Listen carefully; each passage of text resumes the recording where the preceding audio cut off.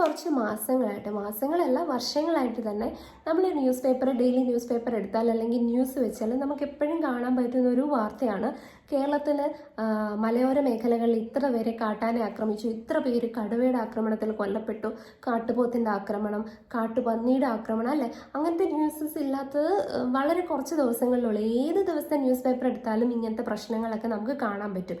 അപ്പോൾ 2024 ഫെബ്രുവരി 20 മലയാള മനോരമ പബ്ലിഷ് ചെയ്ത അവരുടെ കാഴ്ചപ്പാട് പേജിൽ പബ്ലിഷ് ചെയ്ത മൃഗക്കലികാലം എന്ന് പറഞ്ഞൊരു സീരീസ് ഉണ്ട്. അതിൻ്റെ സെക്കൻഡ് എഡിഷനിൽ 3 പേരുടെ അനുഭവങ്ങളെ പറ്റി പറയുന്നുണ്ട്. കാട്ടാന ആക്രമണത്തിൽ ഒരുപാട് പേര് കൊല്ലപ്പെട്ടത് ഭയങ്കര ന്യൂസസ് ആയിട്ടുണ്ട്, അല്ലേ? അപ്പം ഈ ഒരു ആർട്ടിക്കിളിൽ ഇവർ പറയുന്നത് മരിച്ചു പോയവരെ പറ്റിയല്ല, കാട്ടാനയുടെയൊക്കെ ആക്രമണത്തിൽ ജീവിതം തകർന്നു പോയവരെ പറ്റിയിട്ടാണ്. മരിച്ചുപോയി, പക്ഷേ അതേപോലെ തന്നെ ജീവിക്കുന്ന ആൾക്കാരുമുണ്ട്. മരിച്ചതിന് തുല്യമായിട്ട് ജീവിക്കുന്ന ആൾക്കാരും ഒരുപാടുണ്ട്.